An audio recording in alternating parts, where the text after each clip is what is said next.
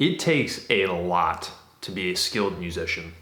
Practice, performances, songwriting.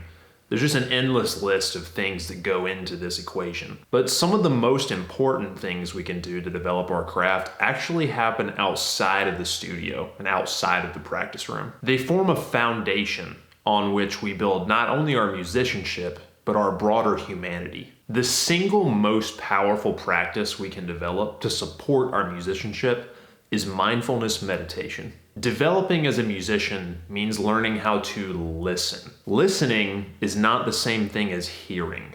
Hearing is a physical response to a physical stimulus in the physical world. Listening is a cognitive process of focused awareness on what we hear. And awareness is exactly what we are developing in a mindfulness meditation practice. The goal of meditation is to refine and purify our awareness. Most of the time as we go through our daily life, we are not directly aware of what is happening around us or within us. We perceive everything through layers of psychological conditioning built up over years and years of experience. These layers filter and color all of our perceptions in very delicate ways that are hard to detect without practice. As life goes on, we forget that those filters are even there, and the filter becomes the phenomenon. When we learn to meditate and we understand this practice, we peel back those layers, we peel back those filters and get closer to direct perception. Think of the last time you were tracking or practicing,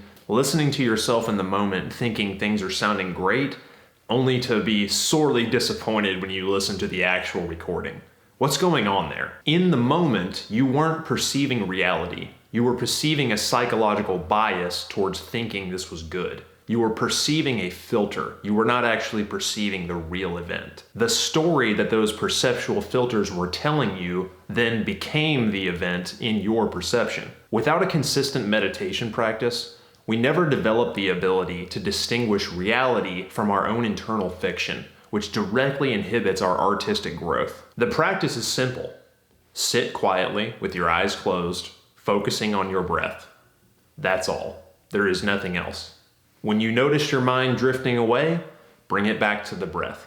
This might feel like a failure, but that's actually the whole point of the practice, is to notice when your mind has wandered and bring it back to the object of your attention. When we carry this out in daily life or in our musical practice, the object of attention isn't just the breath anymore. It's our performance. It's our level of engagement. It's our ensouled experience of creating. There are thousands and thousands of books and videos and courses on meditation, and I'm not going to go into all of those here, but I will suggest one book that helped me immensely at the beginning of my meditation journey. That book is called Mindfulness in Plain English. I'll leave a link to that in the video description.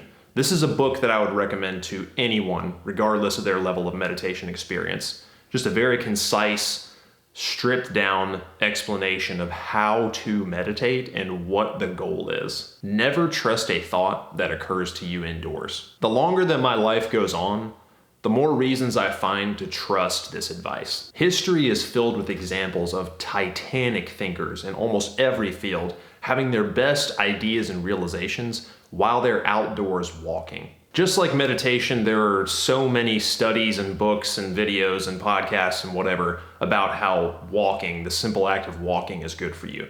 And we're not going to discuss those here. Instead, I want to talk tactics. How does this fit into the practice of musicianship? For me, a walk is a good punctuation mark to a long practice session or a long creative session, or sometimes it's just a break in the middle of one of those things. After a few hours of writing or practicing or studying or doing anything like that, I need to change the pace and move my body, because so often when we're practicing or playing or making music, we're sitting down or we're not really moving around that much as far as ambulation goes. And when I go for a walk, I can get my body moving in a different rhythm, get some blood moving, get some fresh air, and just refresh the whole physical space that this music is taking place in. Now, when I say we should walk, I don't mean walk while we stare at our phone and scroll or fill our minds with random noise from podcasts or whatever. I'm talking about a walk in silence, not accompanied by distractions. A walk to re-embody, to recenter in your body, and to refresh your awareness, to change the pace, to get a reset, have some space in your mind to accept new information and process the session that just ended. Humans are meant to move.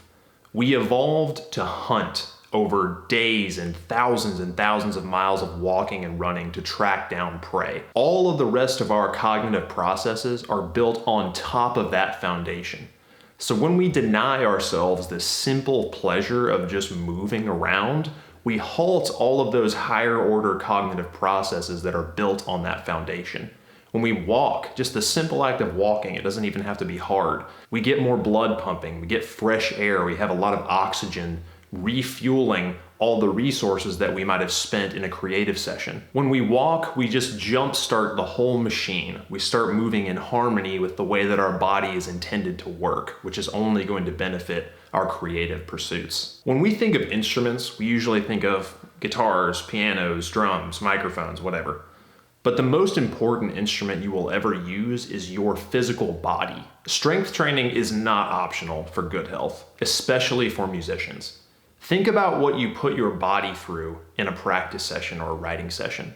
We hold these weird postures for many hours at a time, performing complicated, precise movements over and over and over again. And it's hard on the physical body. The only way to prepare for this reality is strength training. Now, just like with meditation and walking, you can find a million resources on why this is good for you. But I want to focus on two things specifically that I think are highly relevant to musicians: mental health and injury prevention. To avoid injury, we have to have good posture. Like I mentioned earlier, performing music is not really a natural orientation of the human body for almost every instrument. It's a weird situation that we put ourselves in, and we demand a lot of our joints specifically. The only way we can hold good posture and assist our joints in this process is if all of the muscles supporting that posture are strengthened and conditioned to hold us in healthy positions for long periods of time. When we train with weights or other forms of resistance, we are directly supporting our musicianship because we're supporting the frame that allows us to have good posture for long sessions of practicing and writing. Like I said earlier, it's a requirement. It's really not optional if you want to have a long and healthy musical practice. Hit the weights, hit some body weight training, whatever you need to do. You have to get stronger. Strength training isn't just about the physical though. It's also one of the most powerful things we can do to improve our mental health. For me, a training session is an instant cure for anxiety and overthinking.